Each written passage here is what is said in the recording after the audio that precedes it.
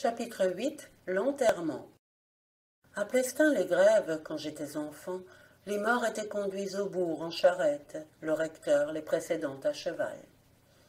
Cette charrette était un chariot ordinaire, de ceux qui servent à transporter les blés au marché ou le fumier au champ. On l'aménageait toutefois d'une façon spéciale pour la circonstance. Par exemple, on disposait des branches de saule courbées en arceaux pour former capote au-dessus du cercueil. Sur ces arceaux, on étendait des draps blancs, et les chevaux ou les bœufs que l'on attelait étaient pareillement revêtus d'un drap en guise de caparaçon. C'était aussi un simple drap qui recouvrait le cercueil, les ornements funéraires n'existant pas alors dans le mobilier de nos églises de campagne. Communiqué par mon père, Tréguier, 1898. Aujourd'hui, les morts ne sont plus transportés en charrette au cimetière, sauf en quelques cantons de la basse Cornouaille. Dans les communes qui n'ont pas de corbillard, ils sont portés à bras par des personnes désignées d'avance. Quelquefois, c'est le mourant lui-même qui les a désignés. En Irlande, chacune des personnes qui font partie du convoi funèbre tient à honneur de porter le cercueil pendant une partie du chemin. Dans l'ouest de l'Irlande, quand on porte un corps au cimetière, les porteurs s'arrêtent à moitié chemin et élèvent un petit monument de pierre sèche auquel personne n'ose jamais toucher. Ces porteurs, ainsi que les gens qui tiennent les cordons et les cierges, doivent appartenir à la même catégorie sociale que le défunt, c'est-à-dire que les mariés doivent être portés par des mariés, les jeunes gens par des jeunes gens, les laboureurs par des laboureurs, les marins par des marins. Les personnes investies de ces fonctions se cotisent entre elles après l'enterrement en vue de réunir l'argent d'un service funèbre pour le trépassé. Communiqué par mon père, Tréguier. Quand un cercueil est transporté en voiture au cimetière, il ne faut pas que l'homme qui conduit monte dans le véhicule. Il doit aller à pied et tenir le cheval de tête par la bride. Il ne faut jamais donner un coup de fouet aux chevaux qui traînent un corbillard. S'ils s'arrêtent, il faut attendre qu'ils se remettent d'eux-mêmes en marche, ou en tout cas ne les stimuler que de la voix en leur parlant avec douceur. Si le corbillard s'arrête en se rendant au cimetière, il y aura bientôt un autre mort dans la maison de celui que l'on porte en terre. Si le véhicule dans lequel on porte le cercueil au cimetière s'arrête à un moment donné sur le parcours, c'est signe que, dans les 8 jours, il servira au même office pour un des autres membres de la famille du mort ou, à tout le moins, pour une des autres personnes de son village. Communiqué par Paul Coudray, Quimper.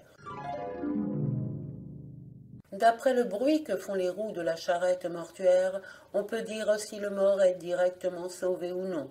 Si elle tourne sans effort, c'est qu'il ira tout droit au ciel. Si, au contraire, elle grince, il devra subir une pénitence d'autant plus dure et plus longue que les grincements seront plus criards. Dans les parages d'Élian et de Tourques, chez les Méléniques, il est d'usage qu'en tête du convoi funéraire le plus proche parent du défunt porte une grande lanterne à vitres de corne où brûle un cierge béni.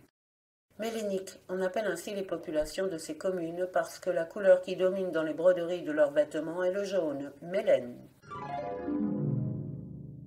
À l'île de Sein, lorsqu'un mari perd sa femme, il va quérir les plus proches parents de la défunte, généralement les cousins germains, pour creuser la fosse. C'est lui-même qui donne les mesures. Le travail terminé, si les mesures ont été observées, il prononce « elle est bien faite ». Après quoi, il paie à boire à l'auberge.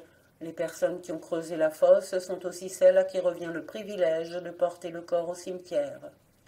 Avant que le cercueil sorte de la maison mortuaire, on met une marmitée de soupe sur le feu, et au retour de l'enterrement, cette soupe est servie à toute la parenté, avec accompagnement de rasade d'eau-de-vie. Communiqué par Henri Porsmoger, Île-de-Sein. Il ne faut pas faire passer 2 fois le cercueil d'un mort sur un pont, sinon le pont croulera. C'est ainsi qu'à Châteaulin, où l'église est située sur la rive droite du canal, le canal de Nantes à Brest, et le cimetière sur la rive gauche, Quand quelqu'un meurt sur cette rive gauche, plutôt que de lui faire franchir 2 fois le pont, on célèbre le service d'enterrement non dans l'église paroissiale, mais dans la chapelle votive qui lui fait face sur l'autre berge et qui est connue sous le vocable de Vieux Bourg. Lorsqu'un convoi funèbre s'apprête à franchir un pont, les prêtres s'interrompent de chanter jusqu'à ce qu'on l'ait franchi. Communiqué par Henri Coudray, Corée. Dans le Léon, sur le trajet suivi par le convoi funèbre, on heurte la tête du cercueil au piédestal de toutes les croix dressées le long du chemin. En Irlande, avec le bois qui reste une fois le cercueil achevé, on fait de petites croix de 60 cm de haut et de 27 cm de large. Ces croix sont peintes en vert, bleu, rouge et jaune. Elles sont effilées à la base. L'une qui doit être plantée sur la tombe est mise sur le cercueil. Les autres sont portées derrière par ceux qui mènent le deuil. Au carrefour le plus proche du cimetière, il y a un arbre, frêne ou aubépine. Le cortège s'arrête et les porteurs de croix montent dans l'arbre et fixent leurs croix dans les branches. Cette coutume a été constatée à Comté de Mayo, à Tenacre et à Bannow, Wexford. En Irlande, si un cortège funèbre sur le chemin du cimetière rencontre une vieille église, il en fait 3 fois le tour. De même, avant de descendre le corps dans la fosse, on porte le cercueil 3 fois autour de 2 bêches disposées en croix. À Bénodet et dans la région, au moment où le cercueil sort de l'église, après la messe d'enterrement, les porteurs ont coutume de le heurter à la muraille. À Saint-Mahieu, côte du Nord, quand on entre une bière à l'église, on heurte d'abord le côté gauche, puis le côté droit de la porte avant d'entrer. Ils agissent ainsi, selon d'aucuns, pour dire adieu à l'église au nom du mort, selon d'autres, pour demander à Saint-Pierre d'ouvrir toutes grandes à l'âme les portes du paradis. Les marins de Logivy, près de Paimpol, qui vont chaque été faire la pêche du homard à l'île de Saint, ont l'habitude, quand l'un des leurs trépasse dans l'île, d'aller baiser le cercueil avant qu'il sorte de l'église pour être inhumé au cimetière. 5 ans plus tard, le temps légal écoulé, ils procèdent à l'exhumation des reliques pour les rendre à la terre logivienne et les emportent vers le bateau où elles doivent être embarquées en suivant le même cérémonial que le jour de l'enterrement provisoire. Il ne faut jamais se mettre à la fenêtre ou sur le seuil de la porte pour regarder passer un enterrement, sans quoi l'on a l'air de se moquer du mort, de lui dire « Tu vois, nous restons ici, tandis que tu t'en vas là-bas ». Le mort ainsi provoqué toujours se venge. Le seul moyen de l'honorer et d'éviter sa colère, c'est de sortir dans la route, de s'agenouiller à terre et d'incliner la tête sur son passage. On ne doit pas regarder un enterrement par la fenêtre sous peine de suivre bientôt le mort dans sa tombe. En Irlande, si l'on rencontre un enterrement, on doit faire volte-face et suivre l'enterrement au moins la distance de 4 pas. La maison seule. Il ne faut jamais laisser la maison seule pendant l'enterrement, sinon le mort dont on croit accompagner la dépouille au cimetière reste la garder. Un boucher de Gwenack devait le prix d'un veau à des fermiers de Clohars. Un samedi matin, passant à peu de distance de la ferme, il se dit « Tiens, je vais faire un détour et régler la vieille Laridon ». Naïk Laridon était le nom de la bonne femme qui tenait la ferme avec ses 2 fils. Le voilà donc de prendre le chemin qui menait chez elle. En entrant dans la cour, il fut assez surpris de n'apercevoir personne nulle part. Est-ce qu'ils seraient tous aux champs, pensa-t-il. La porte même de la maison était fermée contre l'habitude. Il se risqua néanmoins à soulever le loquet. Le battant tourna sur ses gonds et il se trouva dans la cuisine. Elle lui parut aussi déserte et silencieuse que le dehors.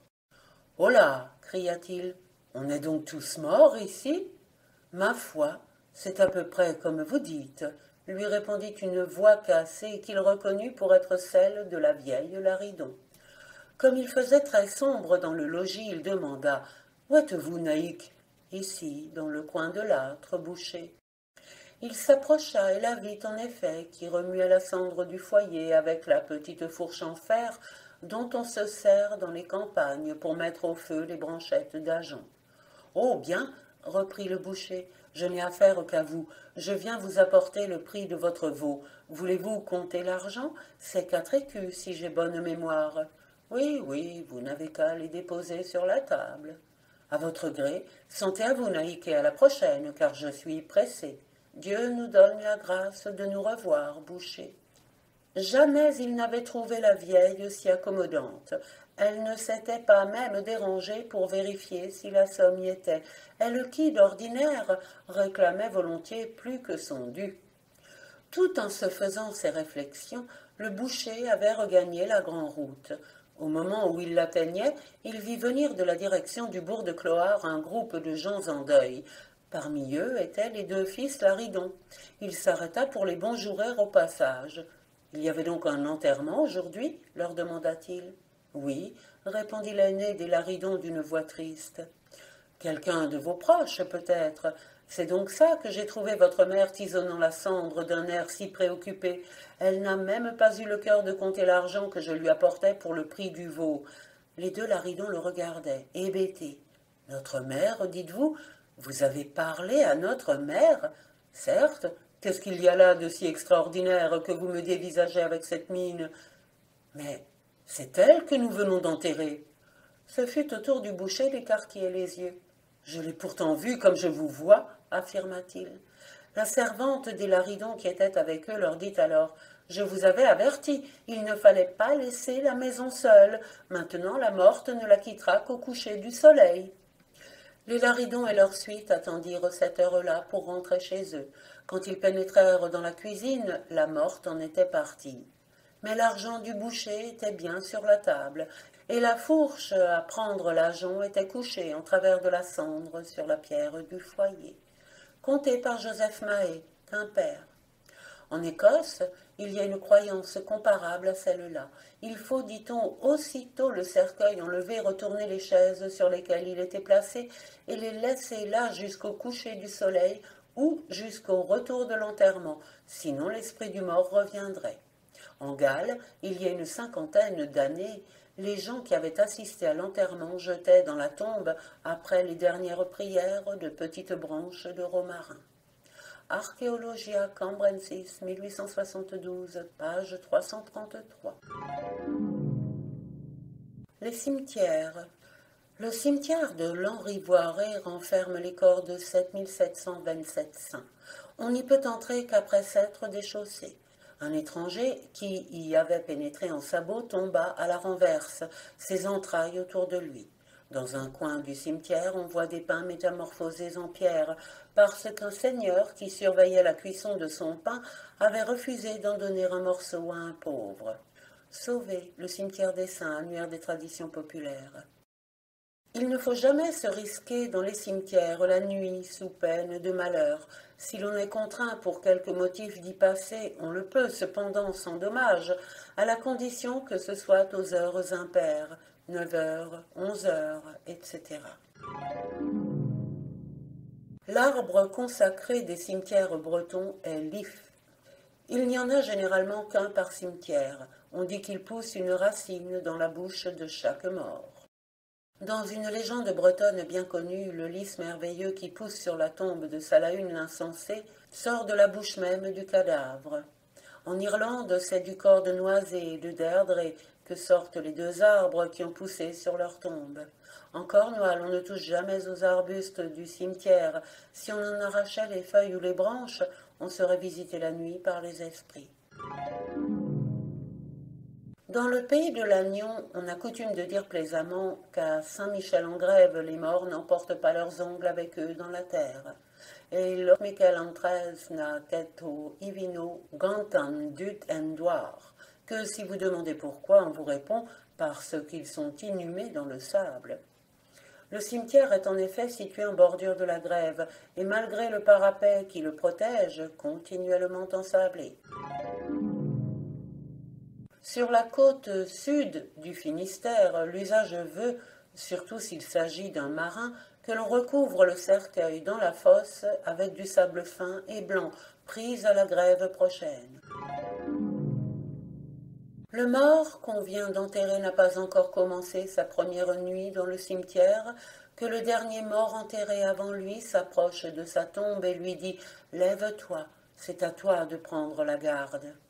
Et il faut qu'il se lève et qu'il prenne la garde auprès de la porte du cimetière pour veiller sur ceux qui y dorment, jusqu'à ce qu'il y ait dans la paroisse un nouveau décédé qui le remplace, car c'est toujours le dernier venu qui remplit cette fonction. Laurichlore, Pain-Vénan, 1896. En Irlande, il y a une croyance analogue. La dernière personne enterrée ne repose pas et doit garder les autres. Aussi, quand deux personnes sont mortes en même temps, les parents des deux défunts rivalisent de célérité pour les faire enterrer. À Rainville, pendant que l'on creuse la tombe, les hommes présents fument et laissent du tabac et des pipes pour l'âme qui garde les autres tombes. À Salrock, on conserve les pipes dans des boîtes placées sur les tombes. À Kilmary, le dernier mort qui entre dans le cimetière a pour mission de tirer de l'eau pour humecter les lèvres des âmes du purgatoire. Lorsque deux convois se présentent en même temps à la porte du cimetière, les deux cortèges se livrent bataille et le parti vainqueur entre le premier. Dans le cimetière de Kilranella, il y a un puits, et dans le mur au-dessus de ce puits, une sorte de retrait où sont logées des coupes en bois. Ces coupes sont fournies par tous ceux qui enterrent dans le cimetière un enfant au-dessous de 5 ans. L'âme du dernier mort enterré doit donner une coupe d'eau à chacun de ses prédécesseurs et garder l'enclos sacré jusqu'à l'arrivée du prochain convoi. L'idée que les morts ont soif est très répandue dans les pays celtiques. Dans les Hébrides, on met quelquefois un bol d'eau dans le lit d'où l'on a enlevé un cadavre pour le cas où le mort aurait soif. D'après Lady Wilde, le dernier mort enterré a soit à garder les autres, soit à porter du bois et de l'eau dans l'autre monde, soit à revenir sur terre annoncer à quelqu'un de sa parenté la prochaine venue de la mort. En Bretagne, les tombes du cimetière de Colorec sont munies chacune d'une écuelle servant de bénitier, celle-là même, dit-on, où le mort avait coutume de manger sa soupe quand il était de ce monde. Ils sont généralement deux gardiens de la mort, un homme pour les hommes, une femme pour les femmes, et ils se tiennent la nuit l'un en face de l'autre, chacun d'un côté de l'entrée du cimetière. Mon Olivier de Camlaise, revenant assez tard dans la nuit de la moisson à Kéram, vit, en passant devant le cimetière, un homme et une femme adossés chacun à un des piliers de l'entrée et qui semblaient se cacher d'elle. Elle crut que c'étaient des amoureux qui s'étaient donné rendez-vous là pour causer sans être vus, et elle leur dit, histoire de les plaisanter, « Vous avez tout de même choisi un drôle d'endroit, jeunes gens. » Mais une voix lui répondit qui la fit se sauver au plus vite. « Allez en votre chemin et attendez d'être ici pour vous mêler de ce qui s'y passe. » Catherine Carvenec, Port-Blanc, 1902. Les charniers. Autrefois, il y avait des charniers dans tous les cimetières bretons. Il en reste encore quelques-uns, mais dont on ne prend plus soin. Les charniers sont cependant encore très soigneusement entretenus dans le pays de Goëlo. On y laisse les reliques à relégout, moisirant à pêle-mêle. Il y a seulement une trentaine d'années, les choses n'allaient pas de la sorte. En ce temps-là, quand on exhumait un squelette, on rangeait les os les uns sur les autres en bon ordre, et l'on plaçait la tête dans une boîte à laquelle on donnait tantôt la forme d'un cercueil, tantôt celle d'une chapelle. Les murs des charniers étaient garnis de ces petites boîtes peintes de diverses couleurs, en noir si le défunt était d'âge mûr, en blanc si c'était un enfant, en bleu si c'était une jeune fille. Sur chacune se lisait l'inscription funéraire « Sigil chef de » suivi du nom du trépassé. La relation d'une promenade archéologique faite en Bretagne en septembre 1850 par messieurs de Caumont de Soultray et G. Bouet, Bulletin monumental, volume 16, 1850, page 433. Le soir de la Toussaint, après les vêpres de l'Anan, avait lieu la procession du charnier. Par les sentiers, entre les tombes, la foule se dirigeait vers l'ossuaire, clergé en tête. il m'a été donné d'assister encore à une procession de ce genre dans quelques bourgs de la Cornouaille. Un prêtre entonnait l'hymne lugubre, Deum dargar nel Christenia, allons au charnier, chrétien. La lueur vacillante de quelques torches éclairait par intervalles l'intérieur de l'ossuaire. Par les ouvertures en forme de cœur dont étaient percées toutes les boîtes, il semblait que l'on vît grimacer la bouche triste des morts. On disait de mon temps que, durant cette nuit-là, les bouches sans lèvres des trépassés recouvraient la parole, et qu'on entendait deviser entre elles les têtes de morts des ossuaires. « Qui es-tu » demandait une des têtes à sa voisine. La conversation s'engageait et, peu à peu, devenait générale. Un vivant à qui il eût été donné d'y assister aurait été renseigné en une seule nuit sur tout ce qui se passe de l'autre côté de la mort. En outre, il aurait entendu nommer tous ceux qui devaient mourir dans l'année, comptés par mon père, Tréguier. En Galles, la veille de la Toussaint, sous le porche de l'église d'Aberafesp, une voix venant de l'église proclama à minuit le nom d'un homme qui, peu de semaines après, mourut. En Irlande, à Pâques, à la Pentecôte et à Noël, si après avoir orné les tombes de leurs parents, les gens écoutent dans l'obscurité à la porte de l'église, ils entendent les noms de ceux qui mourront bientôt. La curiosité de Ewennick Bollock. Ewennick Bollock eut cette curiosité impie. Ewennick Bollock était un mendiant qui ne manquait ni d'esprit ni de savoir-faire. Il s'était fait ce raisonnement. Si je pouvais prévenir d'avance du jour de leur mort tous ceux qui sont destinés à mourir cette année, j'arriverais à me faire ainsi de jolis profits. Donc, le soir de la Toussaint, il s'arrangea pour être à Castelpol, Saint-Paul-de-Léon. Il avait entendu dire qu'à Castelpol, il y avait non pas 1, mais 10, mais 20 charniers dans le cimetière. Il se dissimula tant bien que mal en se couchant dans l'herbe à plat ventre, et il attendit en cette posture le colloque des morts. Vous n'ignorez pas qu'à Castelpol, les ossuaires sont encastrés dans les murs du cimetière. Un mort de l'un des charniers interpella un autre mort du charnier d'en face. « Ami, disait-il, est-ce que tu m'écoutes » Ewennick Bollock sentit cette parole passer au ras de lui comme le souffle glacial d'une bise. « Ami, répondit l'autre mort, je t'écoute, mais il y a un vivant entre nous. Je le sais, il est venu pour entendre la liste des morts de la prochaine année. Qu'il l'entende donc, qu'il sache que le premier de la liste n'a plus à vivre que 2 minutes. Qu'il sache que le premier de la liste a nom Ewennick Bollock. » Les deux voix se croisaient à travers la nuit, rapides, sifflantes. Chacun des mots qu'elles proféraient entrait comme un fer froid dans les oreilles du pauvre mendiant. À peine son nom eut-il été prononcé qu'il rendit l'âme. On trouva le lendemain son cadavre raidi. On crut qu'il avait eu le sang gelé par la grande fraîcheur de la nuit, et on l'enterra à l'endroit même où il était trépassé. Conté par Jean Cloarec, Laz, Finistère, 1890. Celle qui passa la nuit dans un charnier. C'était un soir de grande journée à Guernesey. On appelle grande journée des Vesbras certaines solennités agricoles. Elles ont lieu pour des travaux d'importance auxquels ne suffisent ni le personnel ni le matériel ordinaire de la ferme. On y convoque le ban et l'arrière-ban des voisins et amis. Tels sont en particulier les charrois de sable et de varech. Il y avait là réunis les domestiques principaux de 3 ou 4 fermes des environs. Le souper avait été copieux et largement arrosé, comme c'est l'usage en pareilles circonstances. Quand tous eurent bu et mangé à leur content, on fit cercle autour du foyer. Les hommes allumèrent leurs pipes, les femmes s'assirent à leurs rouets, et une conversation générale s'engagea. D'abord, cela va sans dire, on devisa des incidents de la journée qui avait été laborieuse. Les gens de Guernesey et ceux des fermes qui leur avaient prêté bonne aide étaient partis dès 3 heures du matin pour Saint-Michel-en-Grève, un voyage de 5 lieues, un long voyage, lorsqu'il s'agit de le faire au retour avec des tombereaux chargés de sable humide par-dessus bord. À ce propos, on parla harnais. On vanta les talons gris de Roclaz, le plus fier limonier qu'il y eut à la ronde. Puis on en vint à dire un mot des bourgs que l'on avait traversés. Chacun fut d'avis que le meilleur cidre d'auberge se buvait chez les Moulec à Ploumilio.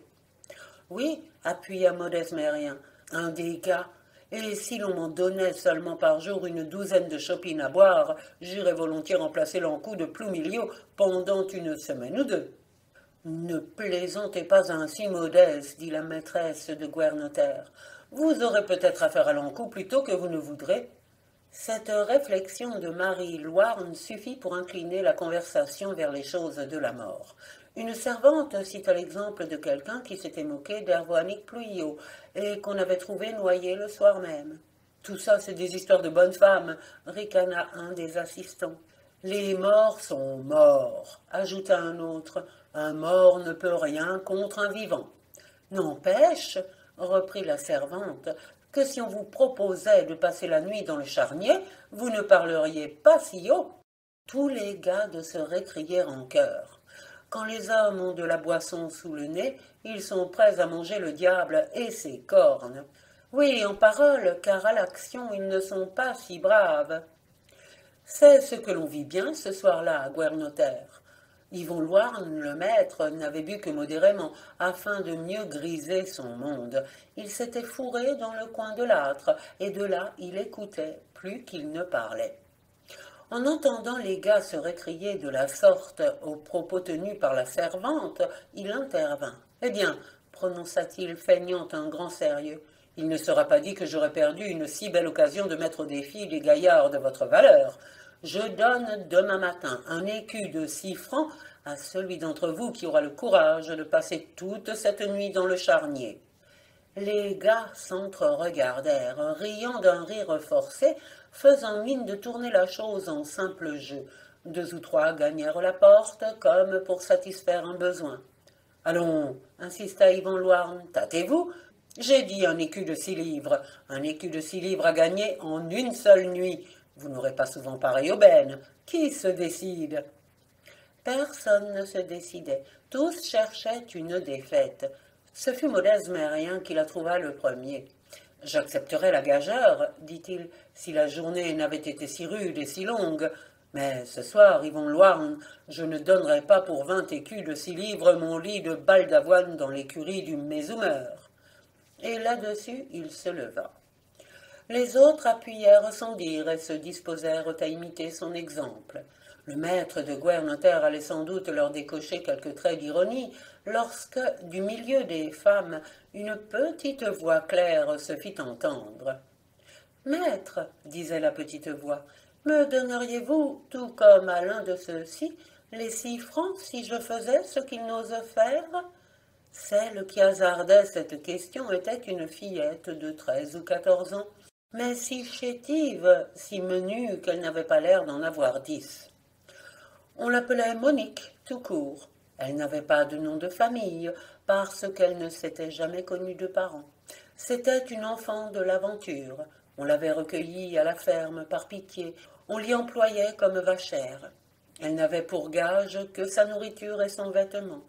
D'ordinaire, elle n'élevait jamais la voix à la veillée, où on l'occupait à dévider le fil qu'avaient filé les autres servantes. Elle s'acquittait de sa tâche, à l'écart, silencieusement. Tout au plus l'entendait-on chuchoter en travaillant quelques prières, car elle était dévotieuse, l'esprit toujours tendu vers les choses de la religion.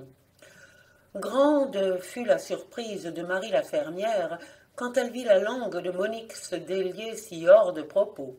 « Écoutez donc cette mijaurée !» s'écria-t-elle. « On a bien raison de dire que l'envie d'argent est la perte des âmes.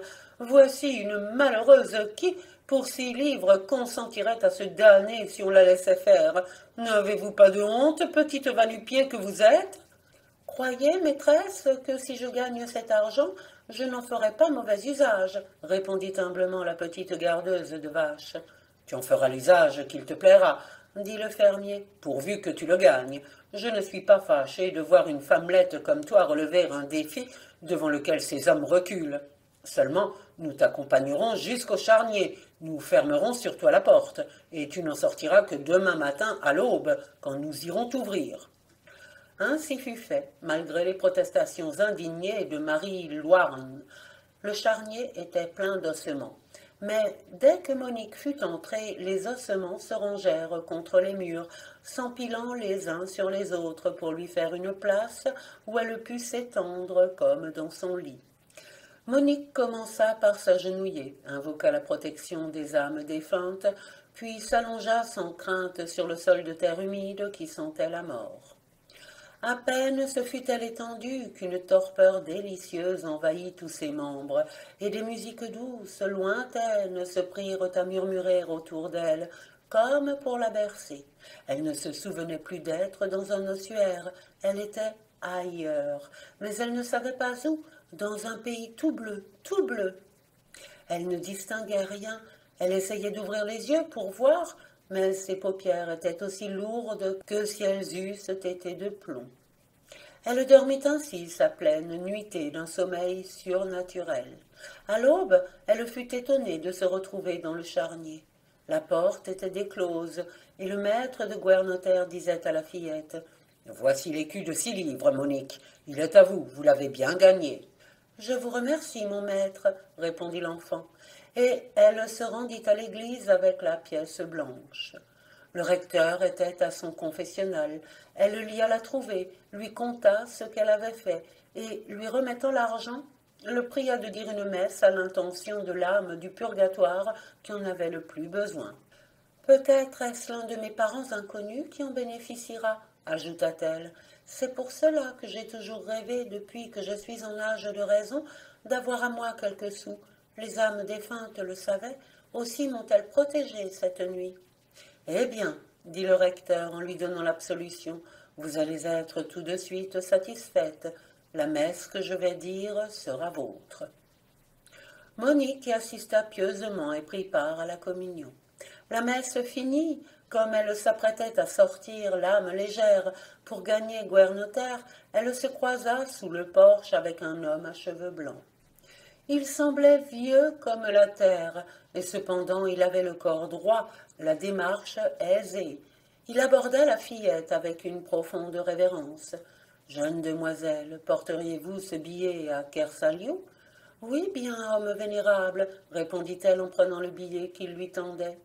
Le vieillard eut un sourire si bon, un remerciement si tendre, que Monique croyait encore voir le sourire, entendre le remerciement, tandis qu'elle s'acheminait vers Kersaliou, et jamais elle n'avait eu au cœur une joie si douce. Quelle belle figure il avait, pensait-elle. Kersaliou est un manoir noble dont dépendait avant la Révolution le domaine de Guernotter. Une avenue de grands hêtres y conduit. Lorsque la petite vachère s'engagea dans l'avenue, les feuilles des hêtres se mirent à bruire et presque à chanter, comme si chacune d'elles avait été un oiseau. « Je ne sais pas, » se disait Monique, « mais il me semble qu'il va m'arriver aujourd'hui quelque chose d'extraordinairement heureux. J'ai comme un pressentiment que la rencontre de ce vieillard me portera bonheur. » Elle allait entrer dans la cour de Kersaliou quand elle se trouva face à face avec le propriétaire du manoir. Elle le bonjoura. « Où allez-vous ainsi, ma petite ?» lui demanda-t-il. « Chez vous, monsieur de Kersaliou. »« Et qu'allez-vous faire chez moi ?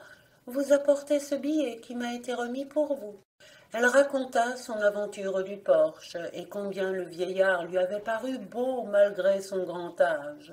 « Le reconnaîtriez-vous si on vous faisait voir son portrait ?»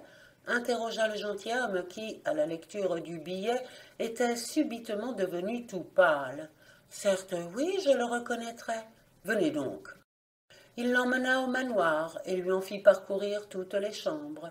Quoique Kersaliou fût bien déchu de son ancienne splendeur, les appartements y avaient gardé fort grand air. Au mur, dans de vastes cadres enrichis de dorures, étaient suspendus des portraits représentant d'illustres personnages de la maison noble de Kersaliou. Le seigneur actuel promena Monique de l'un à l'autre. Devant chacun, il lui demandait « Est-ce celui-ci » ? « Non, » répondit-elle, « ce n'est pas encore celui-là. » Ils défilèrent ainsi devant tous. Monique avait beau regarder avec attention, Dans aucun d'eux elle ne reconnaissait l'imposante et vénérable figure du vieillard rencontré sous le porche. Le maître de Kersaliou demeura un instant sans mot dire, la mine songeuse et désappointée. Tout à coup il se frappa le front.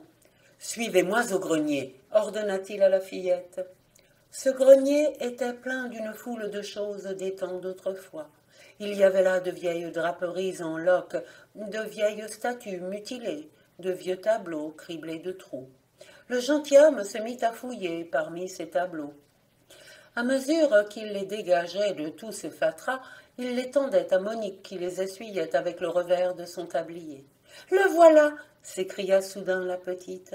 Elle avait reconnu les traits du vieillard, quoique la couleur fût un peu effacée. « C'est bien, » dit le maître de Kersaliou. « Descendons maintenant à mon cabinet. » Là, il ouvrit un gros livre dans lequel étaient inscrits tous les noms des membres de sa famille, et après l'avoir consulté, « Ma chère Monique, prononça-t-il, écoutez-moi.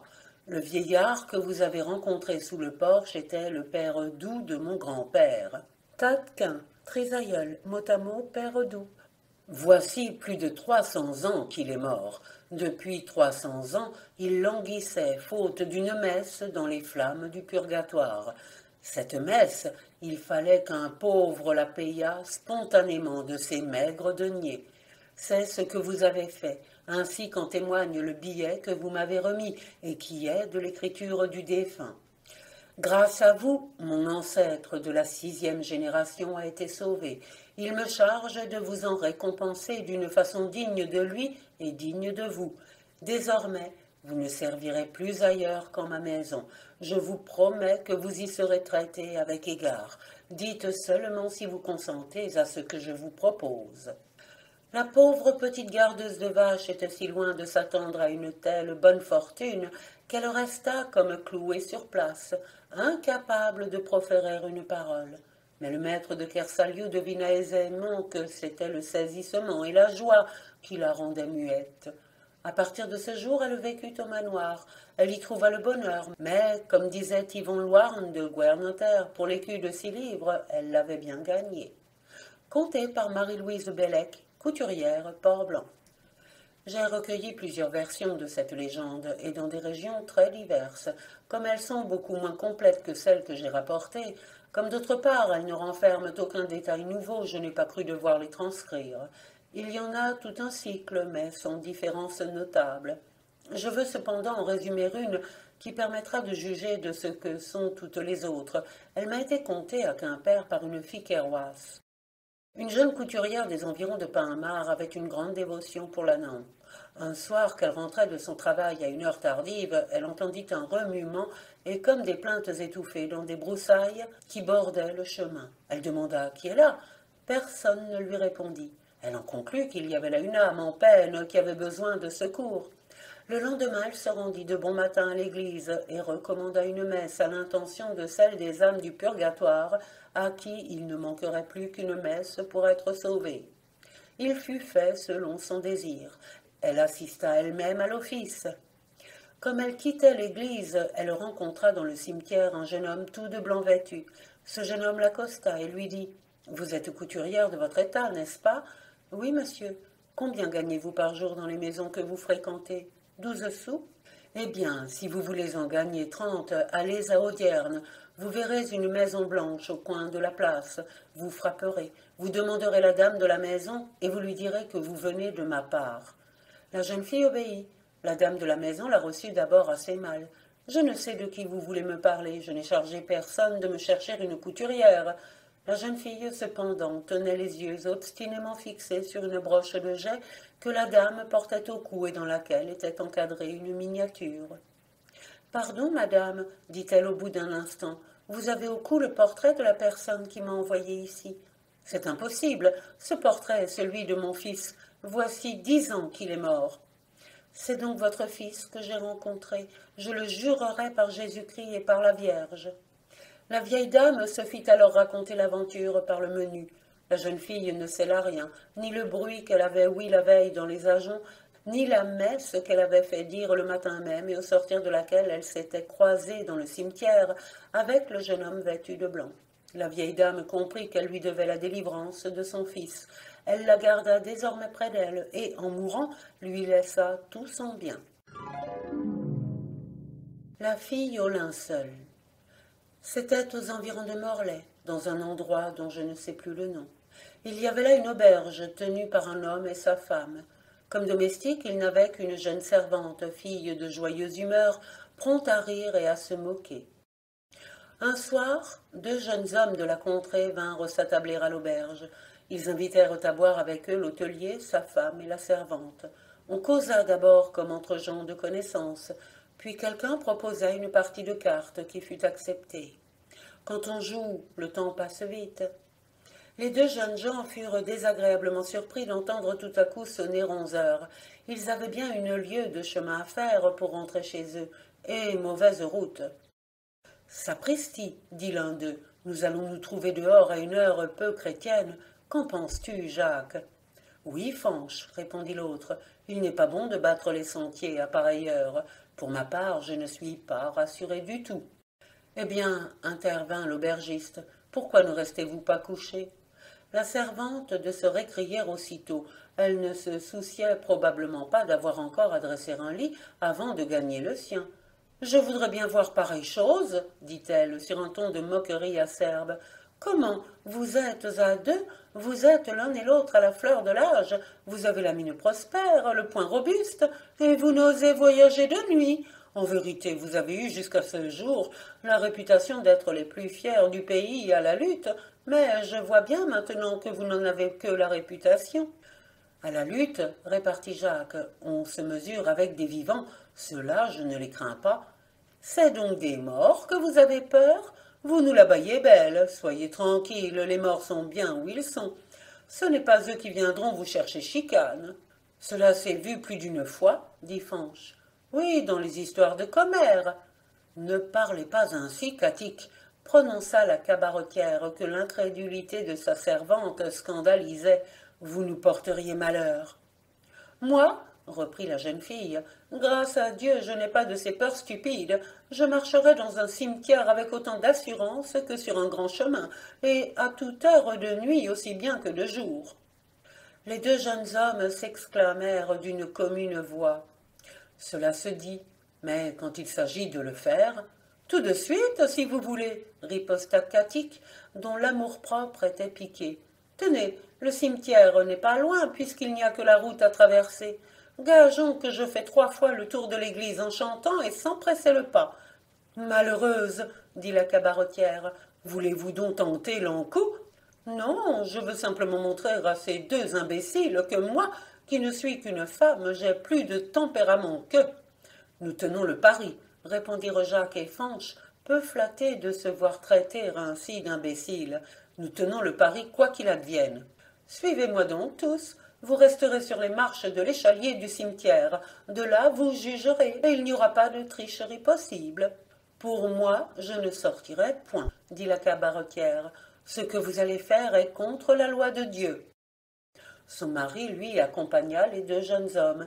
Tous 3 grimpèrent les marches de l'échalier qui menait au cimetière, et ils demeurèrent là, en dehors, tandis que Catique, la servante, franchissait l'échalier et s'acheminait vers l'église par l'allée de sable entre les tombes.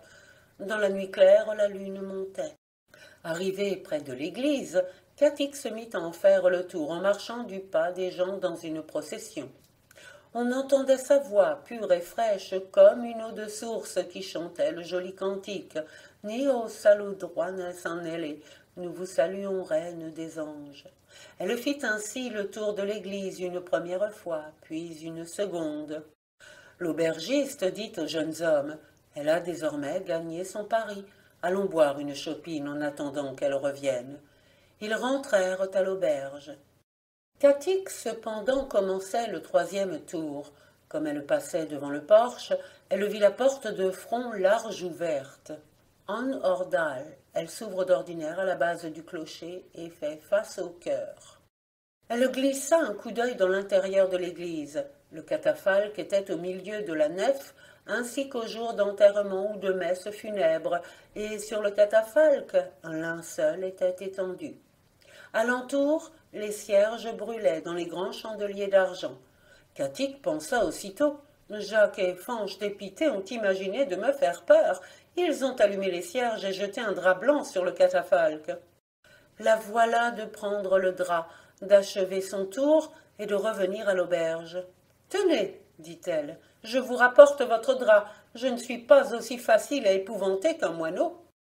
L'aubergiste et les deux jeunes hommes se regardèrent entre eux, persuadés que Katik avait perdu la tête.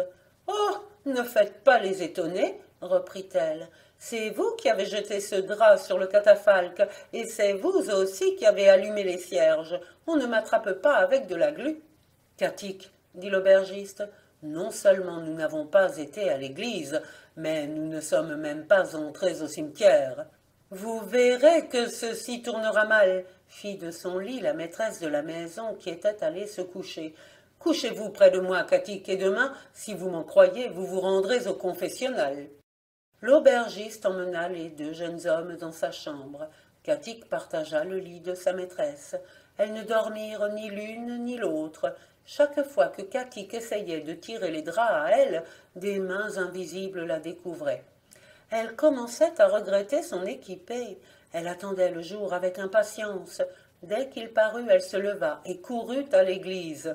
Le recteur était dans la sacristie, en train de revêtir son aube pour la première messe. « Monsieur le recteur, supplia-t-elle, veuillez me confesser sur le champ. » Le prêtre la fit agenouiller dans la sacristie même. Elle lui confia, sans omettre aucun détail, tous les événements de la nuit.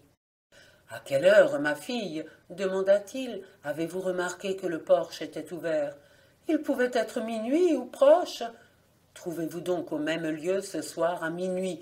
Vous rapporterez le linceul et vous aurez soin de vous munir d'une aiguille et d'une pelote de gros fil. Vous étendrez le linceul sur le catafalque. Je n'oserai jamais, monsieur le recteur. Il le faut, ma fille. Vous verrez un mort s'allonger sur le linceul. Oh! Vous l'y envelopperez aussitôt et vous l'y coudrez. Je n'oserai jamais, monsieur le recteur. J'aime mieux mourir. Ne dites pas cela, Katik. Si vous mouriez maintenant, vous seriez damné. Il ne fallait pas oser hier. Vous n'auriez pas à oser aujourd'hui. D'ailleurs, prenez courage. Vous ne serez pas seul. Je vous assisterai. Merci, monsieur le recteur. Vous tâcherez de coudre très vite, très vite. Quand il ne vous restera plus que 3 ou 4 coutures à faire, vous direz assez haut pour que je vous entende. J'ai fini. N'oubliez pas cette recommandation, c'est essentiel. Je vous obéirai de point en point, monsieur le recteur. Un peu avant minuit, Katik était dans l'église. Comme la veille, le catafalque occupait le milieu de la nef, et dans les grands chandeliers d'argent, les cierges se consumaient. « Mon Dieu !» murmura la pauvre fille, « donnez-moi force et courage !»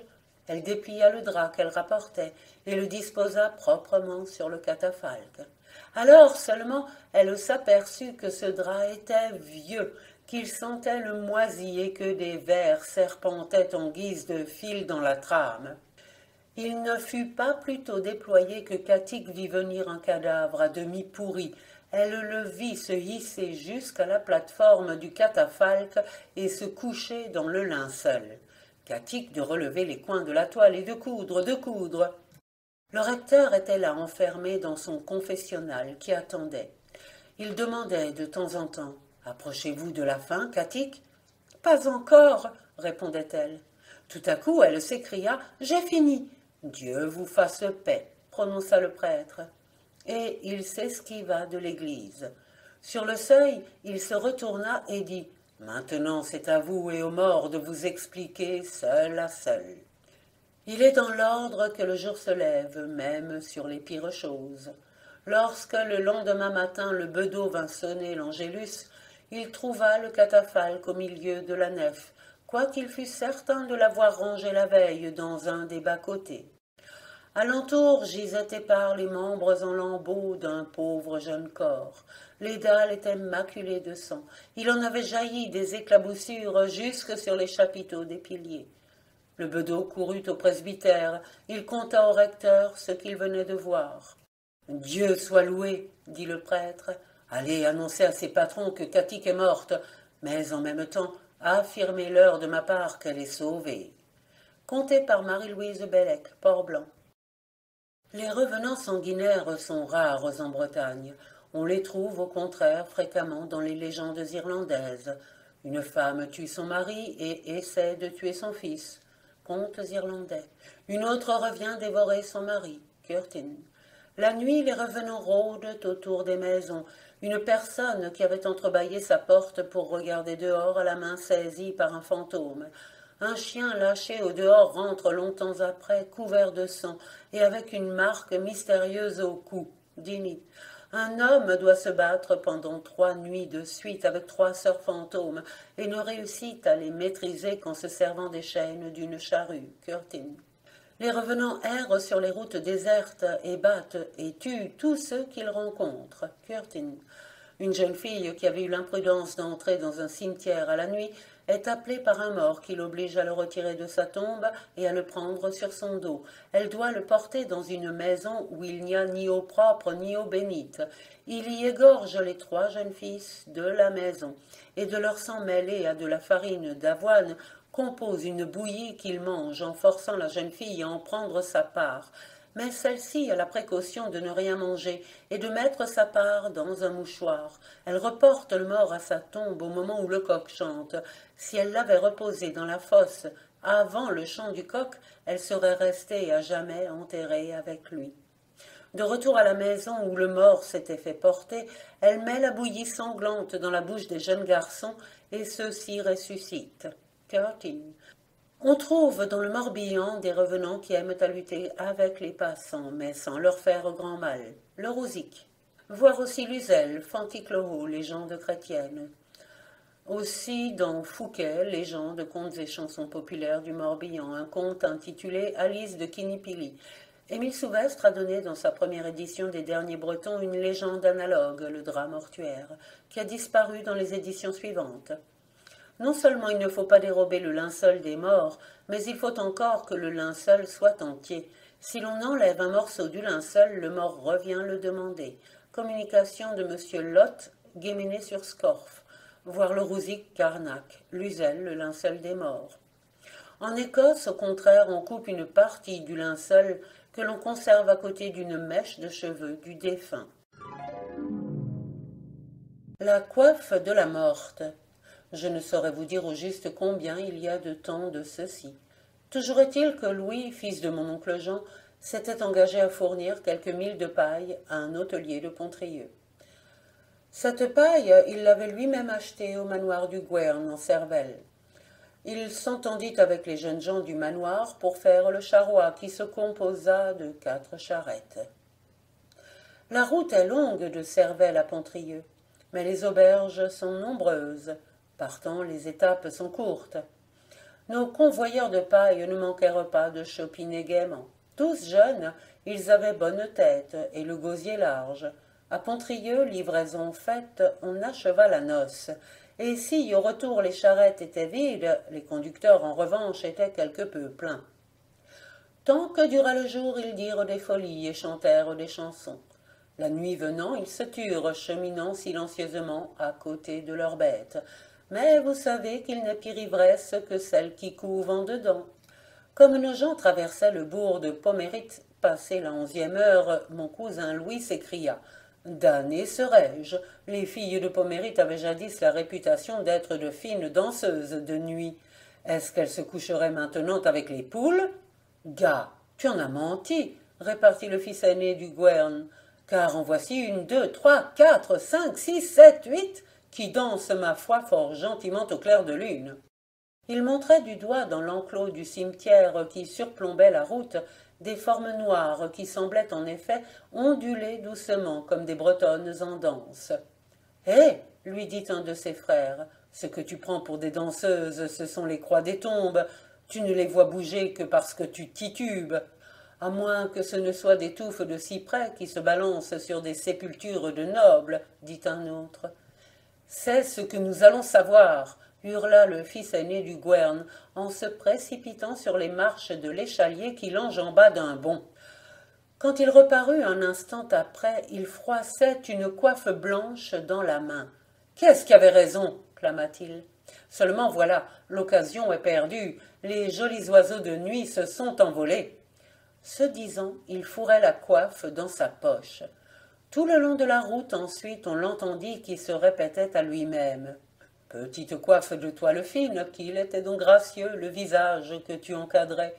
La jolie fille, en vérité. Je ne souhaite qu'une chose, c'est qu'elle vienne te réclamer au Gwern. Quand les bêtes furent dételées et les charrettes calées dans la cour du manoir, le premier soin de chacun fut de s'en aller coucher. On était abruti de boisson et harassé de fatigue. Le fils aîné lui-même dormait debout.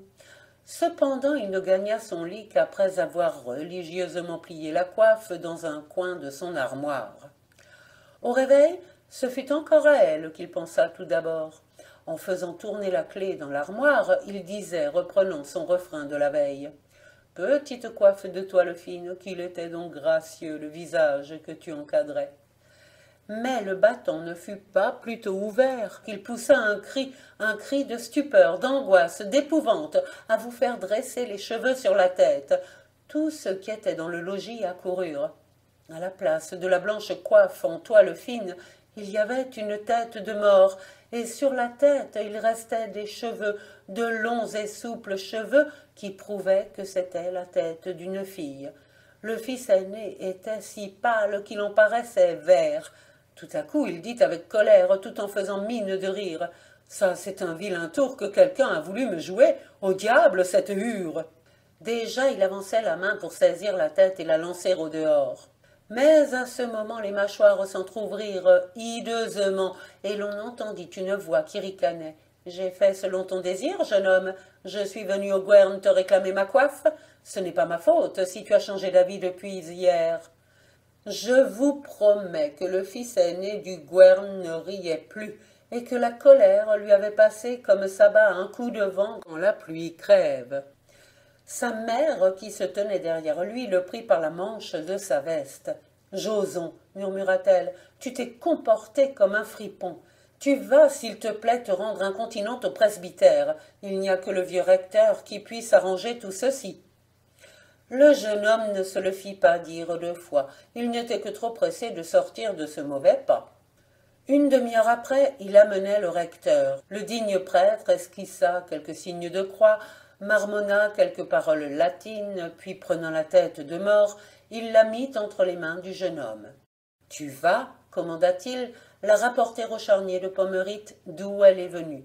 Tu l'y déposeras au coup de minuit. Seulement tu auras soin de te faire accompagner d'un enfant non baptisé encore. Gaude Kérodren du hameau voisin est précisément accouchée la nuit dernière. Rends-toi d'abord chez elle et prie-la de ma part qu'elle te confie son nouveau-né.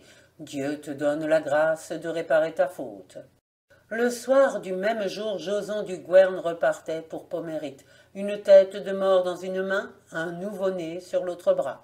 Par exemple, il ne fredonnait plus petite coiffe de toile fine. Comme on dit, il n'en menait pas large. Il marchait vite néanmoins, et à minuit sonnant, il réintégrait la tête de mort dans le charnier d'où elle était venue. Sur son bras, le tout petit enfant gémissait à cause de la fraîcheur, bien qu'il s'efforçât de le bien abriter avec le pan de sa veste.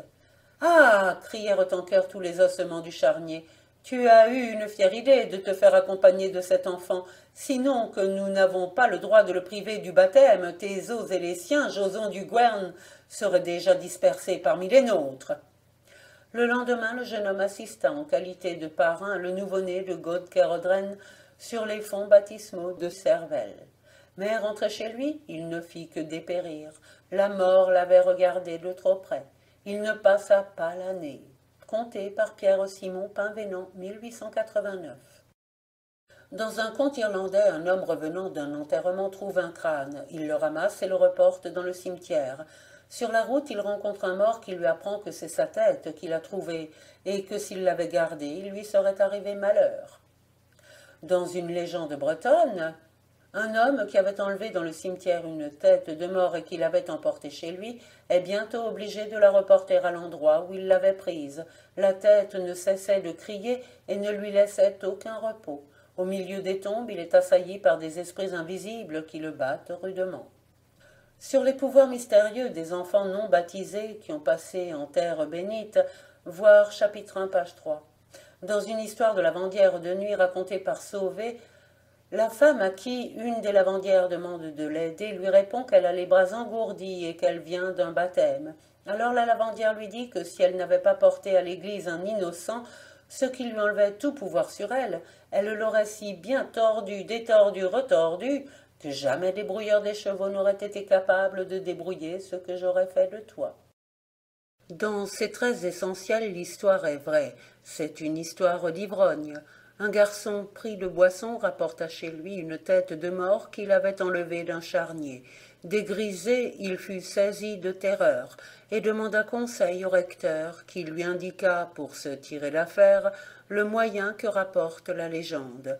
La chose s'est passée vers 1860, mais il convient d'ajouter que c'est là un thème légendaire fort répandu en Bretagne.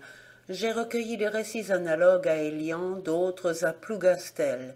Les événements réels ne servent jamais que d'occasion à l'apparition de légendes déjà toutes prêtes à éclore. La partie du cimetière réservée aux suicidés, aux protestants et aux enfants morts sans baptême s'appelle le cimetière noir, Arveret du, ou encore le cimetière non baptisé, Arveret disvadé. En Écosse, il y a de nombreuses croyances relatives aux suicidés. On dit en Écosse que le corps d'un suicidé ne s'enfonce pas dans l'eau. Le suicidé est enterré à part et chaque passant jette une pierre sur sa tombe. Rien ne pousse sur une telle tombe. Si une femme enceinte marchait dessus, l'enfant qu'elle porte mourrait. La tombe d'un suicidé doit être située hors de la vue de la mer et de la terre cultivée. Si elle était en vue de la mer, on ne pourrait attraper aucun hareng. On ne sort pas le corps d'un suicidé d'une maison par la porte, mais on le fait passer par un trou pratiqué entre le mur et le chaume. Boire dans le crâne d'un suicidé est un remède pour l'épilepsie.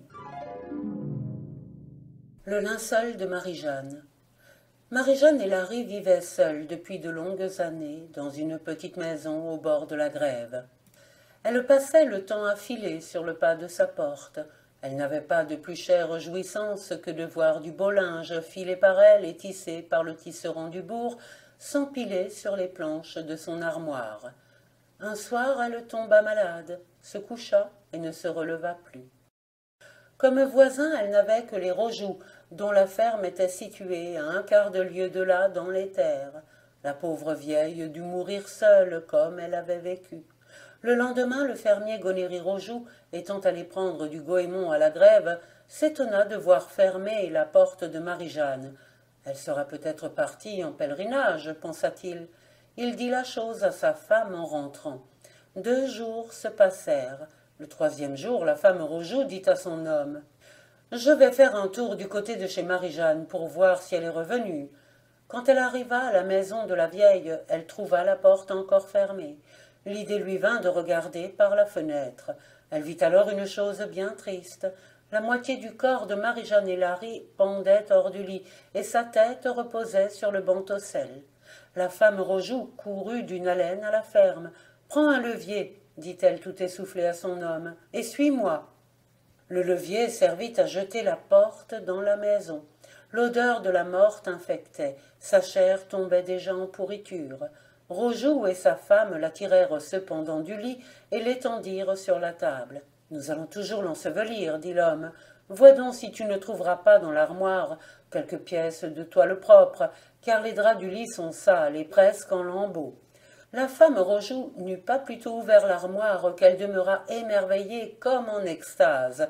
L'armoire était comble de linge tout neuf, qui sentait bon la lavande, et qui était blanc comme la neige, et fin au toucher comme la soie. « Oh, la belle armoirée !» s'écria la femme Rojoux. Et le malin esprit lui souffla aussitôt une vilainie.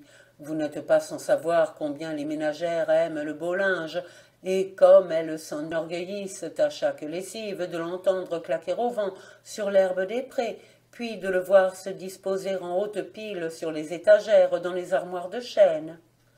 Le rêve de la femme Rojoux avait toujours été de pouvoir, comme la vieille Marie-Jeanne, passer ses journées à filer de fin lin qu'elle verrait ensuite se transformer en fine toile. Mais la pauvre n'avait hélas que trop à faire dans son ménage autour de son homme, de ses 4 enfants et des bêtes qu'il faut soigner à l'instar des gens. Depuis 12 ans qu'elle était mariée, son rouet chômait dans un coin de la cuisine, et, en fait de toile, il n'y avait guère chez elle que de la toile d'araignée. Donc le malin esprit lui disait « Femme Rojoux, tu es seule avec ton mari dans la maison de la défunte. Personne encore dans la contrée ne sait que la vieille a trépassé. Personne non plus ne sait au juste ce que renferme son armoire. Nul ne sera surpris qu'on l'ait trouvée vide. Pas un héritier ne réclamera, puisque Marie-Jeanne et Larry vivaient solitaires et racontaient elle-même qu'elle avait perdu toute sa parenté. Ce qu'elle laisse s'en ira à volo, deviendra la proie de l'État, du gouvernement, qui est à lui seul plus riche que tout le monde, et qui n'a jamais fait quoi que ce soit pour Marie-Jeanne et Larry. Toi, au contraire, tu t'es toujours montré serviable envers elle. Tu vas tout à l'heure t'occuper de lui rendre les derniers devoirs. N'est-il pas juste que tu prennes ta part de ce qu'il y a dans la maison et dont elle n'a désormais que faire? Ainsi parla le diable, le tentateur éternel. Lénan Rojoux était une honnête femme, mais elle était la fille de sa mère, et sa mère était la fille d'Ève. Elle écouta les propos du démon. Oh, oh, Gonéry, dit-elle, ce n'est pas les linceuls qui manquent. Il y a ici de quoi ensevelir 100 cadavres. Regarde plutôt. Comme sa femme, Gonéry Rojoux s'extasia. Si tu voulais, reprit celle-ci, nous aurions à nous tout ce linge, sauf ce qu'il en est besoin pour faire un drap de mort à la vieille Marie-Jeanne. Après tout, observa Rojoux, pourquoi d'autres et non pas à nous? Il y a là de quoi faire 6 douzaines de beaux draps de lit, autant de nappes pour envelopper le pain, et au moins 80 chemises d'hommes, de femmes et d'enfants, ne le crois-tu pas, Gonéry? Si, ma foi. Écoute, tu vas rester ici, garder la vieille. Moi, je vais déloger les pièces de toile et les transporter chez nous. Cela ne sera ni vu ni entendu. Je t'en laisserai seulement une, dans laquelle, pendant que je ferai ma tournée, tu tailleras le linceul. Et Gonéry Rojoux de partir chargé comme un âne. Encore ne sentait-il pas le poids de son péché, qui aurait dû peser à ses épaules plus que tout le reste.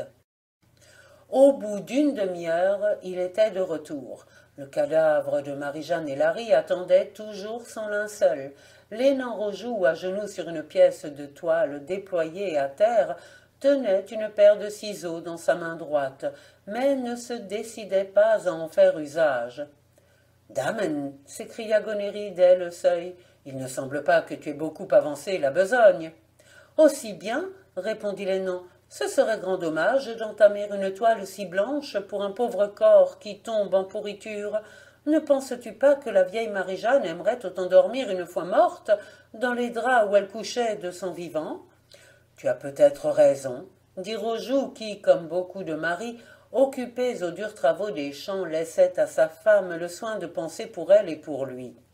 Il fut entendu qu'on n'entamerait pas la pièce de toile neuve et qu'on ensevelirait la vieille dans ses vieux draps, ce qui fut fait. Le soir même, le glas tinta pour le décès à l'église du bourg. Un menuisier apporta le cercueil. Marie-Jeanne et Larry y furent couchés à demi nus et en grande hâte, car elle puait à force. Gonéry Rojoux s'était chargé de tous les frais d'enterrement et de sépulture. Dans tout le pays on loua sa générosité. Le dimanche d'après, monsieur le recteur le prôna en chaire, lui et sa femme, en les recommandant tous deux en exemple à l'assistance, comme de parfaits enfants de Jésus-Christ. Ils ne se montrèrent nullement vains de ces éloges, de quoi on leur sut encore plus de gré. Au fond, ils n'avaient pas la conscience tranquille. Lénan, elle, se consolait assez facilement de ses remords. Il lui suffisait de contempler la belle ordonnance que présentait dans son armoire, naguère si vide, le linge de Marie-Jeanne et Larry. Mais de Gonéry Rojoux il n'en était pas de même. Le pauvre cher homme n'avait plus de goût au travail, mangeait du bout des dents et ne pouvait dormir que d'un œil. Une nuit qu'il somnolait ainsi, il se dressa tout à coup sur son séant. On cognait à la porte. Qui est là demanda-t-il. Pas de réponse. Il pensa que c'était quelque ivrogne attardé, quoiqu'il n'y eût pas grand passage par l'air de sa métairie. Qui est là répéta-t-il une seconde fois, puis une troisième. Toujours pas de réponse. Damné sois-je, s'écria-t-il d'un ton d'autant plus furieux qu'il avait l'esprit plus malade. Je m'en vais tout à l'heure vous faire confesser votre nom, que vous veniez de la part de Dieu ou de la part du diable. Il fit mine de se lever, mais il n'eut pas plutôt la tête hors du lit qu'il sentit ses cheveux se hérisser d'épouvante. La porte du logis était grande ouverte. Il était cependant bien sûr d'en avoir solidement poussé le verrou avant de se coucher. Ce n'était rien encore. La nappe qui enveloppait le pain sur la table de la cuisine se déployait, se déployait. On eût dit un drap repoussé peu à peu par les pieds d'un dormeur qui a trop chaud. Puis sur la nappe se dessina la forme rigide d'un cadavre. La tourte de pain, à peine entamée, servait d'oreiller à la tête. Cette tête, Gonéry-Rojoux la vit se soulever lentement. Il referma les yeux, bien décidé à ne rien voir de plus, mais il oublia de se boucher les oreilles. Il ne put s'empêcher d'entendre un petit pas menu de vieille qui trottinait à travers la maison. Puis ce fut le bruit que font en s'écartant les battants mal graissés d'une armoire.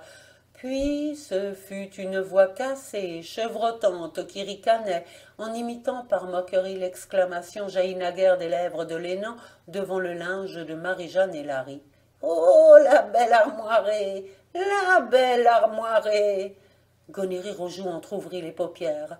Il éprouvait un besoin de voir qui était plus fort que sa volonté d'homme. L'oblique clair de lune entrant par le cadre de la porte découpait sur le sol de terre battue un carré de lumière blanche, tout pareil à une toile étendue en long et en large. À l'une des extrémités était agenouillée une vieille femme. Elle tenait une paire de ciseaux dans sa main droite. Gonéry la reconnut à son profil. C'était Marie-Jeanne, la morte. « C'est pourtant dommage, » disait-elle, continuant d'imiter le ton de Lénan. C'est pourtant dommage d'entamer une toile si blanche pour un pauvre corps qui tombe en pourriture. La vieille Marie-Jeanne aimerait autant, une fois morte, dormir dans les draps où elle couchait de son vivant. Gonéry-Rojoux sentit une sueur froide ruisseler le long de ses membres. La vieille fit une pause, puis reprit. « Eh bien non, non, non ! Je veux être ensevelie dans le lin que j'ai filé. » Par 3 fois, elle répéta avec insistance. « Il me faut mon linceul, il me faut mon linceul, il me faut mon linceul. » Là-dessus, elle disparut. Par amitié pour sa femme, Gonéry-Rojoux ne l'avait point réveillée. À l'aube, elle se réveilla d'elle-même.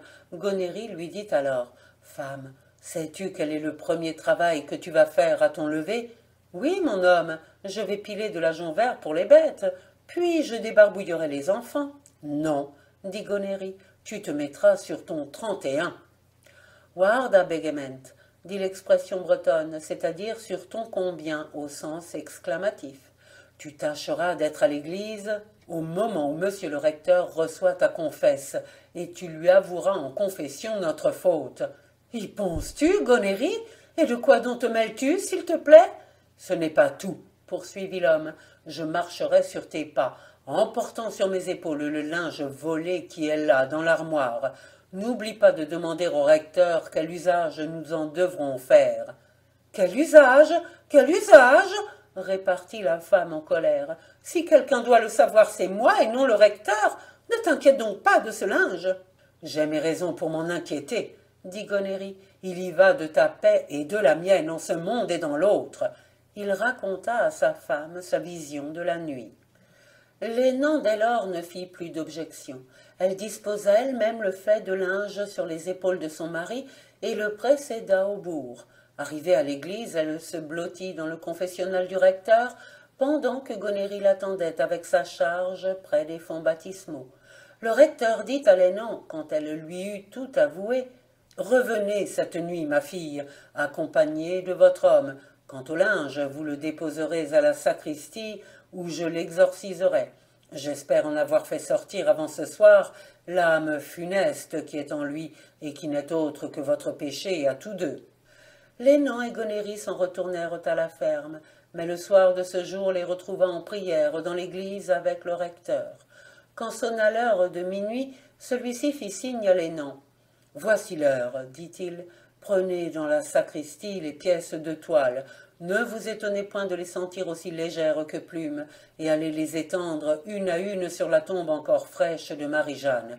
Ayez surtout bien soin d'attendre qu'une ait disparu avant de déplier l'autre. Nous prierons ici pendant ce temps votre mari et moi. Quand tout sera fini, vous viendrez nous rendre compte et vous nous direz ce que vous aurez vu. » Lénan Rojoux n'était pas fier en s'en allant à l'heure de minuit accomplir cette restitution dans le cimetière de la paroisse. Gonéry Rojoux non plus n'était pas fier dans le chœur de l'église, où il priait côte à côte avec le recteur pour le retour heureux de sa femme. Il fut soulagé d'un grand poids en la voyant reparaître par la porte de la sacristie, saine et sauve. Elle tremblait pourtant de tous ses membres. « Eh bien, Lénan ?» demanda le recteur. « Oh, répondit-elle, j'ai vu des choses que nul autre ne verra. Expliquez-vous, Lénan. D'abord, monsieur le recteur, j'ai déplié une première pièce de toile sur la tombe. Un vent s'est élevé aussitôt, et la pièce de toile s'est envolée en gémissant. J'en ai déplié une seconde. Le même vent s'est élevé de nouveau, et la seconde pièce de toile s'est envolée comme la première, mais sans gémir. J'en ai déplié une troisième, celle-ci a fait un bruissement léger comme la laine du printemps à travers les feuilles nouvelles, puis elle s'est gonflée comme une voile, et s'en est allée au loin par le chemin de Saint-Jacques, tout au fond du ciel. La terre de la tombe alors s'est crevassée. J'ai vu Marie-Jeanne et Larry allongées toutes nues dans le creux noir de la fosse. J'ai déplié la quatrième pièce de toile. Au lieu de s'envoler, celle-ci s'est engouffrée en terre et la morte s'est roulée dedans en faisant brrr, brrr, comme quelqu'un qui a très froid. Restait la cinquième et dernière pièce. J'allais la déplier et l'étendre lorsque 4 anges descendus du paradis me l'ont arrachée des mains. J'ai entendu une voix mélodieuse qui disait « Vous êtes pardonné » et c'est tout. « C'est assez » prononça le recteur. Ton mari et toi, Lénan Rojoux, vous pouvez aller en paix. Souvenez-vous seulement que s'il est mauvais de voler les vivants, il est odieux de voler les morts. Quant à Marie-Jeanne et Larry, soyez certains qu'elle ne vous tourmentera plus. Conté par Baptiste Geoffroy, dit Javray, Pinvenant, 1896. La voix de Saint-Jacques, la voie lactée. Dans un conte publié par Luzel, Le linceul des morts, revue celtique, une morte est condamnée en punition de ses fautes à rester chaque nuit pendant 3 heures nue dans la terre jusqu'à ce qu'un vivant ait le courage de lui présenter son linceul. Une femme avait pris un drap auprès d'une tombe et s'en était servie pour faire du linge à sa petite fille. Elle entend une nuit dans sa maison une voix qui criait « Rends-moi mon drap blanc ou je te brûle !» Elle reporte le linceul au cimetière, emmenant avec elle son enfant âgé de 2 ans. Cette précaution la sauva. « Vous avez bien fait d'amener avec vous ce petit ange, » dit une voix, « car sans cela je vous aurais tué. » Paul Sébillot, Contes et légendes du pays de Gouarec, Revue de Bretagne, de Vendée et d'Anjou. La bague du capitaine. Il y a quelque 50 ans, un navire étranger fit naufrage sur la côte de Buguélès en Pinvenant. On recueillit une dizaine de cadavres.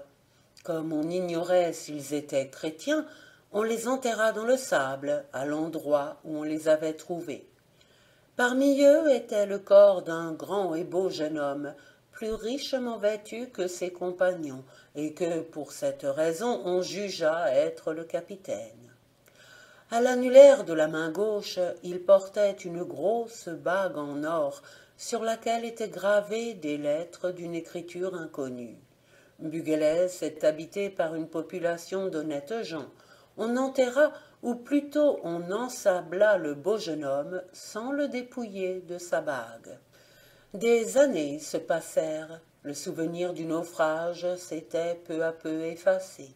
Cependant, à la veillée, quelquefois, en attendant le retour des hommes partis en mer, les femmes devisaient encore de celui qu'elles appelaient le capitaine étranger et de la grosse alliance en or pur qu'il portait au doigt. La première fois que Monna Parentoine, une jeune couturière des environs, entendit raconter cette histoire, elle ne fit que rêver toute la nuit de cette alliance qu'on disait si belle. Le lendemain, elle y songea encore, et le surlendemain et tous les jours suivants. Cela devint chez elle une hantise. Elle était passablement coquette, comme le sont toutes les jeunes couturières, et elle se disait qu'un bijou est fait pour briller à la lumière du soleil béni, non pour s'encrasser dans les ténèbres de la tombe. Longtemps, néanmoins, je dois l'avouer, elle repoussa la tentation. Mais son métier même l'y exposait sans cesse. Quand elle cousait dans les maisons de Buguelès, ce qui advenait presque journellement, elle était obligée de s'installer sur la table près de la fenêtre, et toutes les fenêtres de ce pays regardent du côté de la grève. À la fin, la malheureuse n'y tint plus. Un soir, sa journée close, elle fit mine de retourner chez elle, puis, quand elle fut bien sûre de n'être pas vue, elle descendit à pas de loup vers la plage. Le lieu de la sépulture des noyés était marqué par une croix grossière, faite de bois badigeonné de goudron, qu'on avait eu soin de planter juste au-dessus du cadavre du beau capitaine. À tout seigneur, tout honneur. Nuit pleine, et tous les pêcheurs rentrés, Monna Parentoine n'avait pas à craindre d'être dérangée. Elle s'agenouilla, se mit à gratter le sable avec ses ongles, furieusement. Bientôt elle parvint à tirer à elle une des mains du cadavre, la gauche. L'anneau y était toujours. Elle tenta de le faire glisser sur le doigt, mais la peau racornie formait de gros bourrelets. Elle essaya de ses ciseaux, peine perdue. Les ciseaux ne mordaient pas dans ce cuir tanné par l'eau de la mer. Alors exaspérée, elle saisit le doigt entre ses dents et le trancha d'un coup. Puis, l'ayant recraché dans la fosse, elle y fit de même rentrer la main, nivela le sable, épousseta son tablier en se relevant, et s'enfuit en portant la bague. Le lendemain, elle vint à son ouvrage, comme à l'ordinaire. Seulement, elle avait la tête enveloppée d'un fichu de laine par-dessus sa coiffe, et elle était toute pâle. « Qu'avez-vous donc, Monna ?» lui demanda la ménagère. « Oh, rien, fit-elle. Un peu mal aux dents, cela va passer. » Et elle entama sa couture. Mais au lieu de passer, le mal ne fit que croître, au point de forcer Monna Parentoine à quitter son travail. Elle s'en alla en gémissant. Elle disparaissait à peine au tournant du sentier qu'il s'éleva un grand tumulte dans le village. Des gamins qui jouaient dans la grève étaient subitement remontés, criant à tue-tête « Venez voir, venez voir !»« Quoi ? Ce qu'il y a au cimetière des noyés !» Tout Buguelès, hommes et femmes, descendit derrière eux jusqu'à la mer. Quand on fut arrivé à l'endroit, voici ce qu'on vit. Au pied de la croix goudronnée, une manche de veste sortait du sable, et de la manche sortait une main. Et les doigts de cette main étaient affreusement crispés, sauf un, l'annulaire, qui se dressait rigide et menaçant. On eût dit qu'il désignait avec colère quelqu'un tout là-haut, dans les landes maigres qui dominent les petites maisons éparses des pêcheurs. À sa base, il portait une entaille profonde. Une des femmes qui était là parla ainsi. « C'est le doigt de la bague, on la lui a volée et il la réclame. »« Réenfouissons toujours cette main, » répondit un des hommes, et il la recouvrit de sable. L'assistance se dispersa en échangeant 1000 commentaires. Quand ceux qui étaient partis en mer rentrèrent le soir, on leur conta la chose. Ils furent de l'avis commun. Cela sentait le sacrilège. On s'endormit fort tard dans les chaumières, et l'on dormit mal. Au petit jour, les plus impatients coururent au cimetière des noyés. De nouveau, le doigt fatal se dressait sur le sable lisse. « Voyons voir jusqu'au bout, » dirent-ils, et ils réenfouirent le doigt, la main, toutes comme on avait fait la veille. Puis ils allaient requérir çà et là d'énormes galets et des quartiers de roches qu'ils entassèrent par-dessus. Oui, mais 2 heures plus tard, le doigt reparaissait. Les pierres semblaient s'être écartées d'elles-mêmes respectueusement et formaient cercle à distance. Alors on eut recours à d'autres moyens. Le recteur de Pinvénan, accompagné d'un chantre et d'un enfant de chœur, vint conjurer le mort en l'aspergeant d'eau bénite. Mais le beau capitaine n'était probablement pas chrétien, car il ne se laissa pas conjurer. « Il redemande son alliance », répétait la femme qui avait parlé la première fois. Maintenant chacun pensait comme elle. Mais où la trouver, cette alliance? Où la trouver pour la rendre? L'enfant de chœur, agenouillé dans le sable, dit « Ce doigt-là a été ressoudé par la puissance de Dieu ou du diable après avoir été coupé avec des dents, et certes, ces dents-là étaient aiguisées et fines. » Il n'avait pas achevé que par la route goémoneuse qui mène de la mer aux maisons de Buguélès apparaissait Monna Part-Antoine, la couturière. Du moins les ménagères la reconnurent à sa robe de double chaîne et à l'élégance fraîche de son tablier. Car de son visage on ne voyait rien, tellement il était entortillé de linge et de châle. Sur son corps si souple, elle avait l'air de porter une tête monstrueuse. Elle avançait lentement, exhalant une plainte sourde à chaque pas qu'elle faisait. Lorsqu'elle fut arrivée au groupe, elle pria du geste qu'on la laissât passer. Entre le pouce et l'index, elle tenait une grosse bague d'or. Vous devinez le reste. Les hommes voulurent faire un mauvais parti à Monna Part-Antoine, mais elle écarta les linges qui couvraient sa figure et leur montra sa bouche vide de dents, pleine de pus. On se contenta de la fuir comme une pestiférée. Je l'ai rencontrée plus d'une fois, vaguant par les chemins, la tête toujours enveloppée de haillons. Elle ne pouvait plus parler, mais elle geignait lugubrement. Quant au capitaine étranger, depuis lors il repose en paix, sa belle alliance d'or au doigt, et rêvant, j'imagine, de la douce qui la lui avait donnée. Conté par Françoise Thomas, journalière, Pinvénan, 1881. La main sanglante. Un pêcheur de Goulien dans le cap Sizun trouva un jour en mer le cadavre d'une noyée. Comme il l'amarrait derrière sa barque pour la remorquer à terre, il s'aperçut qu'elle portait au doigt une belle bague d'or. Le malin esprit lui souffla l'idée de s'emparer de cette bague.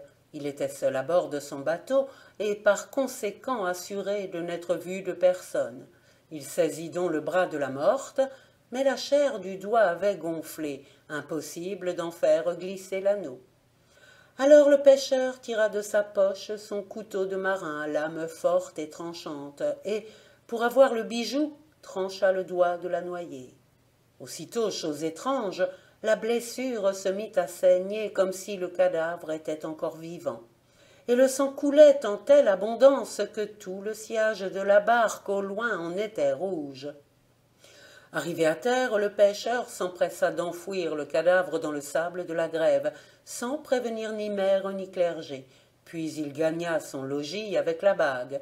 Sa femme l'attendait pour souper. Ils se mirent à table.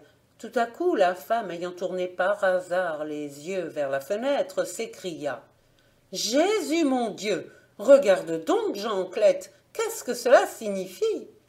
Il leva la tête, regarda, lui aussi. À la vitre supérieure de la fenêtre était appliquée la paume d'une main verdâtre, à laquelle un doigt manquait, et de la partie mutilée, un mince filet de sang descendait sans fin le long du verre. L'homme qui avait gardé pour lui le secret de son aventure devint tout pâle. « Attends, dit-il, je vais voir dehors ce que c'est. » Et il sortit. À l'instant, la main disparut.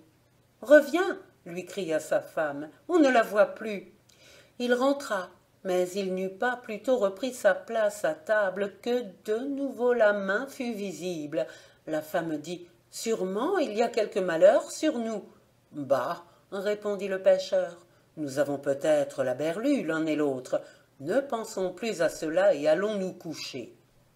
Il espérait qu'une fois dans leur couverture et derrière les volets du lit clos, ils cesseraient de voir. Il se trompait, car dès qu'il eut soufflé la chandelle et que l'intérieur de la maison fut tout entier dans la nuit, la main apparut en clair sur le noir de la fenêtre. On eût dit qu'elle brillait dans l'ombre, et le sang qui s'en épanchait faisait comme une traînée de feu. Alors l'homme, épouvanté, se confessa. Il dit à sa femme le forfait qu'il avait commis. « Vous n'avez qu'un parti à prendre, déclara celle-ci. C'est d'aller au plus vite enterrer la bague avec le cadavre, puis demain vous passerez chez le recteur et vous lui commanderez une messe pour une personne inconnue. » Ainsi fit le pêcheur, et la main sanglante ne se montra plus. Conté par le bourg Audierne. Histoire d'un fossoyeur. Le folklore des fossoyeurs est assez riche en Écosse, en Irlande et en Cornouailles. En voici quelques extraits. Celui ou un de ses proches parents qui comble le premier une fosse ne tarde pas à mourir. On ne creuse pas de fosse le lundi, le même fossoyeur qui a commencé à creuser une fosse doit la terminer. Haddon. En Cornouailles, avant de creuser une nouvelle fosse, le fossoyeur va sonner 3 coups à la cloche de l'église. En Cornouailles, avant de creuser une nouvelle fosse, le fossoyeur va sonner 3 coups à la cloche de l'église. Il est malchanceux d'être enterré le premier dans un cimetière, et les gens ont une grande répugnance à quitter un vieux cimetière et en inaugurer un nouveau. Le fossoyeur de Pinvénan était, en ce temps-là, Poézévara le Vieux. On ne l'appelait guère que Poiscoz. Si vieux qu'il fût et quoiqu'il eût labouré par 6 fois toute l'étendue du cimetière, c'est-à-dire quoiqu'il eût couché successivement dans le même trou jusqu'à 6 morts, c'était un homme qui pouvait vous dire à un jour près depuis combien de temps tel ou tel était en terre, et même à quel degré de cuisson devait être arrivé son cadavre. C'est l'expression consacrée chez les fossoyeurs bretons. Poisco, il est cuit, c'est-à-dire pourri. Bref, on eût difficilement trouvé un fossoyeur plus entendu. Il continuait de voir clair comme en plein jour dans les fosses qu'il avait comblées. La terre bénite du cimetière était pour ses yeux transparente comme de l'eau. Or, un matin, le recteur le fit appeler. « Poiscoz, ma Bargouenne vient de trépasser. Je pense que vous pourrez lui creuser son trou où le grand Ropers fut enfoui il y a 5 ans. N'est-ce pas à votre avis ?»« Non, monsieur le recteur, non. Dans ce coin-là, voyez-vous, les cadavres se conservent longtemps. Je connais mon Ropers. À l'heure qu'il est, c'est à peine si la vermine a commencé à lui travailler les entrailles. Tant pis, arrangez-vous. La famille de ma Bargouenne désire vivement qu'il soit enterré à cette place. Ropers y est depuis 5 ans. Qu'il cède le tour à un autre, ce n'est que justice. » Poiscoz s'en alla hochant la tête. Il n'était pas le maître, il devait obéir, mais il n'était pas content. Le voilà de mettre Pioche en terre. La fosse fut bientôt déblayée aux 3/4. Encore un coup de pioche, se dit Poise, et j'aurais, si je ne me trompe, atteint le cercueil. Il le donna de si bon cœur, ce coup de pioche, que non seulement il atteignit le cercueil, mais même qu'il l'éventra. Des éclaboussures infectes lui jaillirent au visage. Il se reprocha d'avoir frappé trop fort. « Dieu m'est témoin, pourtant, murmura-t-il, que je n'avais nulle intention de blesser ce pauvre Ropers. Même, je vais faire en sorte qu'il ne soit pas trop gêné par le voisinage de ma Bargouenne. » Le brave fossoyeur passa 2 heures à vider de telle façon le fond de la fosse que 2 cercueils y pussent tenir à l'aise, celui de Ropers occupant une espèce de retrait. Cela fait, il se sentit la conscience plus tranquille, quoique néanmoins il ne fut pas rassuré tout à fait. L'idée d'avoir brutalisé un de ses morts lui causait de l'ennui. Il ne soupa point de bon appétit ce soir-là, et s'alla coucher plus tôt que d'habitude. Il avait déjà fait un somme quand le bruit de la porte tournant sur ses gonds le réveilla. « Qu'est là ?» demanda-t-il en se mettant sur son séant. « Tu ne m'attendais donc pas ?» répondit une voix qu'il reconnut aussitôt malgré son ton caverneux. « À te dire vrai, François Ropers, je pensais que tu serais venu. »« Oui, je suis venu te montrer en quel état tu m'as mis. » La lune était haute dans le ciel, sa vive lumière éclairait toute chose dans la maison du fossoyeur. « Vois, continua le spectre, on ne traite pas ainsi un vivant, encore moins un mort. » Il avait déboutonné sa veste à longue basque. Poiscoz ferma les yeux. Il y avait de quoi mourir de dégoût. La poitrine du grand Ropers n'était plus qu'un trou hideux où des fragments de côte brisée apparaissaient, mêlés à une sorte de bouillie verdâtre. « En vérité, François Ropers, suppliait le malheureux Poise, en vérité, pardonne-moi, je ne suis pas aussi coupable que tu penses, je ne voulais pas toucher à ta fosse, je savais bien que ton temps n'était pas fini, mais je ne suis qu'un domestique. Quand le recteur commande, je ne peux que m'incliner, sous peine de perdre mon unique gagne-pain, car je suis trop vieux pour changer de métier. D'ailleurs, c'est la première fois que pareille chose m'arrive. Jamais des fins n'avaient encore eu à se plaindre de moi. Tous ceux du cimetière te le diront. Aussi je ne te garde pas rancune, Poiscoz, d'autant plus que tu as fait ton possible pour réparer le dommage que tu m'as causé involontairement. » Le fossoyeur ouvrit les yeux. Le spectre avait reboutonné sa veste. Poiscoz l'écouta parler désormais sans épouvante.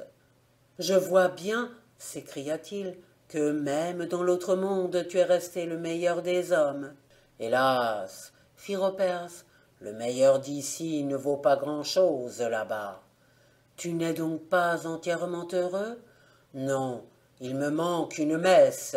J'ai pensé qu'après ce qui vient d'avoir lieu, tu n'hésiterais pas à la faire dire et à la payer de tes deniers. »« Certes non, je n'hésiterai pas. Tu auras la messe qui te manque, François Ropers. »« Tu ne m'as pas laissé finir. Il faut que cette messe soit dite par le recteur de Pinvénon, par lui-même, entends-tu ? » ?»« J'entends. »« Merci, Poiscoz, » prononça le spectre. Ce fut sa dernière parole. Le fossoyeur le vit sortir, traverser la place du bourg et franchir l'échalier du cimetière. Le surlendemain, qui était un dimanche, au prône de la grand-messe, le recteur annonça pour le mardi de la semaine à venir un service recommandé par Poezevara le fossoyeur pour l'âme de François Ropers de Kervignou. Ce mardi arriva, la messe fut dite. Le recteur officiait en personne, et au premier rang des assistants était agenouillé Poiscoz. J'y étais aussi, moi qui vous parle. Ma chaise touchait celle du fossoyeur.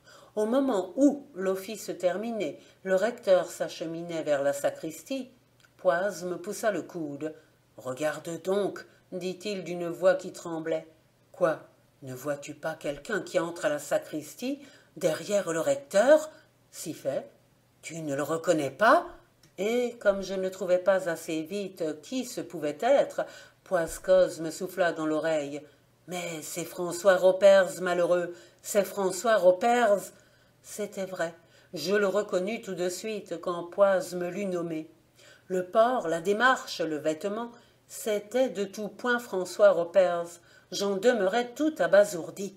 « Tu verras, » me dit Poiscoz, « il y a encore quelque chose là-dessous. » En effet, comme le recteur, après avoir dépouillé les ornements sacerdotaux, traversait le cimetière pour gagner son presbytère par le plus court, on le vit soudain s'affaisser sur lui-même et tomber mort, non loin de la fosse fraîchement comblée, où, près du cercueil de François Ropers, reposait celui de Mabarguen. Conté par Baptiste Geffroy, Pinvénon, 1886. Le fossoyeur Poezevara est mort en 1889. La légende est de très récente formation. Elle a pour point de départ des faits exacts. Le recteur n'est pas mort le jour où il a dit une messe pour l'âme du mort mutilé, mais il a eu une attaque ce jour-là. La croyance qu'il ne faut jamais enterrer un mort là où il y a déjà un autre cadavre se trouve en Irlande. Par exemple, dans un épisode du Voyage de Melduin, Henri d'Arbois de Jubinville, cours de littérature celtique, tome 5, page 495, et dans le conte de Tag O'Catain, Annales de Bretagne, tome 8, page 533-535, D. Hyde, Legends of Saints and Sinners, page 230.